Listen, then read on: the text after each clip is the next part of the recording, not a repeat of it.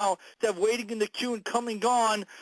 Just an absolute icon legend, Pat Cooper. He is an American actor and comedian. He's, for decades this guy's been doing it. When you think of the greats out there like Rickles, you got to think of Pat Cooper. He's been appearing for years with some of the top people in the industry.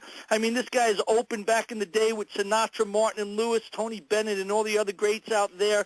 And more people know him recently from movies that he's appeared in, from Analyze This, Analyze That, and of course on the Howard Stern Show, Opie and Anthony Show, and so on. He's a frequent guest on all the different talk shows because he brings nothing but life, controversy, funniness, and just something that's unique to him. The one and only Pat Cooper. Pat, welcome to the show. Thank you for having me. Thank you. Happy New Year. Hey, Happy New Year, Pat. Hey, I'm a fellow Brooklynite myself, so it's nice to have another Brooklynite here on the show. And how you been? I'm okay. I'm old and happy to be old, and I accepted it, and it's fun because when you accept it, you know you can't change it, so you might as well have fun with it. So what I do now is whenever I'm walking and I see an escalator, that's what I take, and an elevator. If there's no elevator or escalator, I go home. You got to understand because I'm sorry? Did you actually retire? Tell me that that's not true. I can't believe that Pat Cooper's throwing it in. That can't be true. Well, why wouldn't I throw it in? First of all, I'm 85. Okay, that's number one. Number two, when your body starts to tell you, you got to listen. And a lot of the guys, that are friends of mine should retire, but they want to stay in, but it's not like it used to be. It'll never be like it used to be.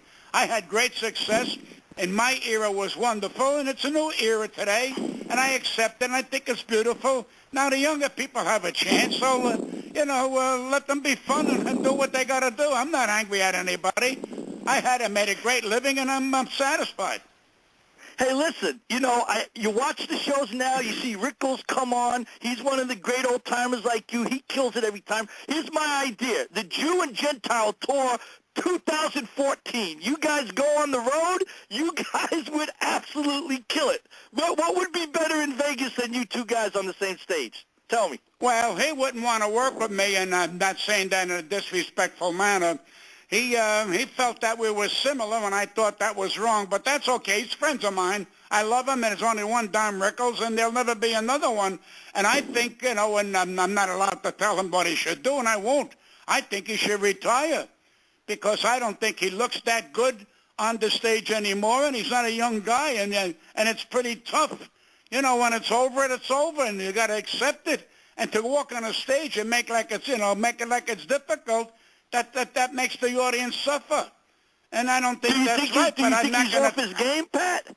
Do you think he's off his game? Is he Don Rickles light at this point, or do you think he can still bring it every night? The man's in his mid-80s, and he's not. Look, none of us are what we're supposed to be when we were in our 40s. I mean, how much success can you have? How many billions can you make? The name of the game is have fun. You're getting older, enjoy, and that's it. But don't wait till you collapse on the stage. I saw Henny Youngman years ago, and I loved him, that when he went on the stage, his last years, he went on the stage with big copies of his act because he couldn't remember his act. And the audience was so uncomfortable. And how can you put an audience through that? And that's unfair because you owe the audience some respect also. Well, I hear you with that. I got to agree with you. So you just said a minute ago, it's not how it used to be. Tell everybody out there listening how it used to be, the golden age of comedy, so to say, how it's different today than it was back then. Let me put it this way. I grew up in the band with the band singers. I grew up at the Paramount, the Lowell State, the Capitol. I grew up when that was a show business in my era. And I'm accepting it now that my era is over. There's no more of that. There's no more the great Sid Caesars and no more the great, all these kind of guys, and the George Burns, all these kind of guys. But they've had their great moments, and when you turn around and don't step down, I think you're either a fool or you don't know any better. And when you don't know any better, you shouldn't go on that stage anymore. That's what it's about. Who out there now should be listening to your advice if you had to say it's time for these guys just to pack it in? They got to pack it in eventually. But you know when you pack it in, when you're still healthy and when you can still function. Why pack it in when you got to struggle to walk on the stage and struggle to walk off because you want that check? Because it's not fun anymore, and you know in your heart it's not funny anymore, and you're not as good as you used to be. And there's no Alaskan Indian in the audience anymore, and there's no more Chinese guy in the third row anymore. Because how often can you say that? And when he was, everybody loves him. He had a great career. I'd want to see him go home and have fun. I want to see him say, listen, the poor guy lost his son a few years ago. If that don't shake you up, I don't know what will. And I agree with you. Listen. You want to see comic legends, and you want it to be that you're laughing with them, not laughing at them, or just laughing at the sake of past history. Like, wow, he was funny 10 years ago, and you laugh out of respect rather than, wow, this is killing me tonight. So I got to agree with you on that. But, let me explain. I'm not hearing as well as I did. I have tinnitus. So I said to myself, I'm not going to go on the stage and fight my tinnitus and my hearing. It's time to go. The body's saying goodbye. You had a good living. You had a great career. You worked with the nicest people in the world. And you made your statement. You went on television. You spoke what was on your mind. You did the Stern show. You became probably his best person ever go on that show. And I'm the kind of guy that told him he was a fool to tell people he's not that man anymore. And I once stood up to him because that offended me. In other words, he was telling me all the years he was that successful, he decided it's not going to be him no more. So he's a liar to the public, and he's making this public charge $12 a month to hear him do the same garbage that he's been doing for the last 35 years. Now he's telling them, pay $12 and go to hell. So he has no heart for his audience. He doesn't give a damn for these people anymore because he has no heart, and I told him so. And I'm the only one that stood up to him because you know why? He bullied a lot of people, and he had people working for him for nothing that were scared of him. I was never scared of him because I wouldn't take any of his garbage. And we got along for 10 years, and here's the hypocrisy. Whenever he goes on vacation, he plays my tapes. And they all tell him, when you're going to play Pat Cooper's tapes? And he plays them on and on and on because he knows I told him to his face what kind of a person he was. Why don't you be a mensch? Be a great man. Yes, I did that, and yes, that's what made me who I am. Now he's on a television. He wants everybody to know that he's a saint. Be who you are. Come on, stop it. Hey, your appearances on his show were epic. Everybody would talk about him for weeks after you went on because just like right now, Pat, you're always real. You say what you think. You don't censor or filter yourself, which is what I love. But let me ask you, you knew Howard from the beginning when he was trying to get big, then got big, and now he's larger than life. Has he changed? Is he a different guy in your opinion? Listen, I'm not against him being successful. But don't tell me that you were successful, but you're not that guy anymore. When you're born a dog, you can't die a cat, and I told him that. Be who you are. I'm Howard Stern, so you're going to go on television and do America Has Talent, but still be Howard Stern. Don't start to try to be a gentleman, because you were not a gentleman. You were a bully. You bullied people working for you. You bullied everybody. You taped everybody. You were like the FBI for crying out loud, and you got away with it. So stand by it and say, listen, I made a lot of money doing this. I was proud to do it. That's why I did it. And go on with your life. And don't tell your children you have to make an excuse why you made millions of dollars. And he's a cheapskate on top of that. When's the last time he gave anything to anybody? Well, he was just on Letterman, and him and Letterman had a pretty interesting interview where Letterman actually said to him, you're a different guy now, Howard, because Stern was giving him a lot of crap over the fact that Letterman is now making up with Leno. Now that Leno's leaving the Tonight Show, they've been talking again after their feud going on for years. And he called Dave basically a sellout for talking to Leno again. And Dave said to him, well, look at you. You're having dinner with all these heads of production companies and heads of NBC, all these people you used to mock, make fun of, call idiots, call jerks. Now all of a sudden you're golfing with them and going on vacation to Mexico with them. And when I told him Howard that, really didn't have a response to that. But is David telling it like it is? Is that really how it is? I'm surprised David had that courage anyway, because David's not the strongest guy in the world.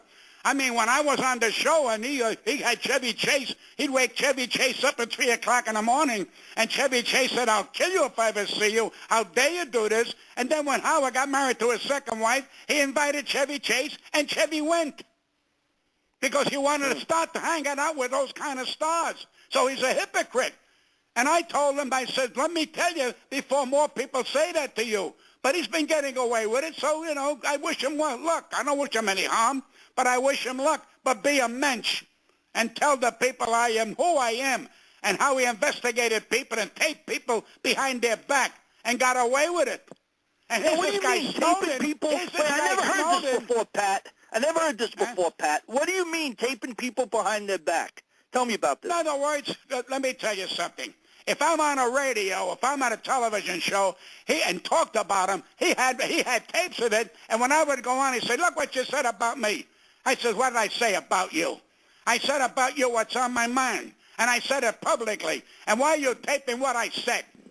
What's your business about taping anybody, and then you got to play it on your show that I said something about you? I say it when I'm on your show anyway.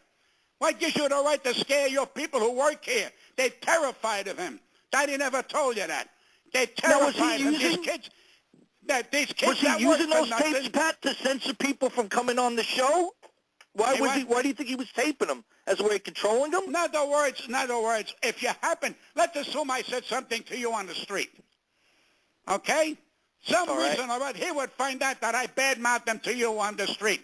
He'd have people saying, you hear what Pat said about you? And I'm saying, this guy's got spies. He had spies all over the place. And he had people that were happy to be on his show. And he also terrified a lot of people also, but he wouldn't admit that.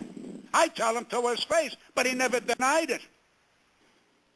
But I don't care. So when we listen to Howard Stern, and you've been on there, and you and him have these epic arguments, a lot of people say, hey, listen, they're staging that. Just as like when Andy Kaufman would go on Letterman and they would stage a whole fight and an argument. Was that real? Was it staged? How much was pre-known? Let me tell you something. He got so angry when Opie and Anthony mentioned him. They had a big fight, and he made a law that they couldn't mention him. Who the hell is he that he couldn't be mentioned? And the Opie and Anthony, who are friends of mine, but I told them to their face, they were scared of him. I'd have turned around and jumped on him if he ever said, I can't talk about you. Who the hell is you? When did you become the maven? And he can't deny that. Back in the day, if people talked about him and said he couldn't do that when he was up and coming, he would actually then talk about him to get himself more known and more in the news. So he was filtering people from doing what he did that made him big. So was he mad when you did Opie and Anthony? Howard Stern is for Howard Stern. Howard Stern had puppets squealing on him, squealing for him, and he did it for years. Now he don't want that anymore. Now he washed his own laundry, but the dirt didn't come out. But had he turned around and been a mensch, he got married again. He wants to be a nice guy, but you're still the man, Howard Stern. Don't tell me you're not Howard Stern. And that's why when he went on Letterman said to him, who are you, more or less? He's telling him, who are you? I remember Howard he said he don't know who he is anymore. So what do you think of Howard doing America's Got Talent? Do you think he sold out to his fan base by doing that? Absolutely. He's got no fan base. He don't give a damn for you or nobody. Now he's got to marry a lovely lady. Now he has his dog he walks. He's trying to give an image. He's trying to say, now I am Jesus. I am now Joe. It's never that guy. I'm now Jesus. And he's trying to make people say, and listen to me. I know this guy like I know myself. He's full of baloney. But when he went to be a different guy, he could have been a different guy without opening his mouth. Let people tell him he's a different guy. But he had to go to all the actors. He goes now to he bought a place in the Hamptons. Where's Howard? I'm in the Hamptons. He went to the Hamptons. Now he wants to be with all the big stars. But he still don't tell you how many stars don't want to be in his company. That he don't tell you. Now he wants to be loved by everybody. Years ago when they hated him, he liked it. He goes, I don't care. I don't care if they don't like me. I'm doing this and I'm doing that. Now he's trying to eliminate that. You can't eliminate that. When you're born a dog, you can't die a cat. And he don't seem to understand that. I hear you loud and clear. So now when you're at home and you're watching comics, who today do you find really funny that Pat Cooper says, that's the guy that makes me laugh? He gets it. I'm not fair. I'm not fair because when I watch the young comics today, I'm happy that they want people to laugh. But my sense of humor is completely different than how they talk today, what they say today. I'm not interested in. I'm interested in how their flow is. I was raised by Jewish comics who were the greatest in the world, and I realized why they were great and different. They had a flow.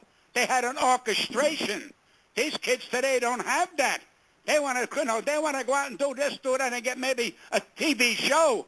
They'll talk about any subject matter. In my year, if you said damn on Ed Sullivan, you were barred from television. But today, you're not barred. Today, they want you to walk out there with your clothes off. And I'll give you one better. You know Bill Cosby. I watched him on what's his name show, the kid, Jimmy Fallon. And Jimmy's a wonderful young man. But Jimmy Fallon's bounding the table. Whatever Bill said, he's trying to make that he knew what Bill was saying. Finally, Bill said to him, you don't know what I'm talking about. You don't have to fake your laughter. Because Fallon didn't know Bill Cosby's talent. And the audience didn't know Bill Cosby's talent. And Bill Cosby had to tell this kid, you don't have to do that. If you don't know what the hell I'm talking about, that's all right. But Fallon don't belong in that era. Fallon don't belong on the same stage with a Bill Cosby. Not that Fallon's not good, but this man's a genius next to Fallon. And Fallon's going, yeah, oh my God. And he didn't understand what the hell Bill said. And it was an embarrassment because Fallon didn't do his homework, and Fallon had no care and love for Bill Cosby. The only reason he says I love him because, well, I guess he must be. It was big years ago, so I'll tell him I love him. Doesn't know anything about Bill Cosby. And that's a disgrace. Here's a man's going to do the Tonight Show and don't have the knowledge of yesterday. How can you do tomorrow if you don't know yesterday yet? Well, that was going to be my next question. With Jay Leno stepping down, you're going to have Jimmy Fallon now running the Tonight Show, and then he's going to be followed by the guy who writes for Saturday Night Live, taking over his place, Seth, at his show. These are very young guys. I mean, do you see the people that are hosting the nighttime shows now? I mean, back in the day, you had the Jack Paws, Johnny Carson, Steve Allens. I mean, it's a different era now. I mean, are the talk shows the same as they used to be? Or well, the guy on the West on Coast is better. The guy on the West Coast, Kimmel, he's more up to date. He has more knowledgeable about show business. Fallon doesn't know anything about show business.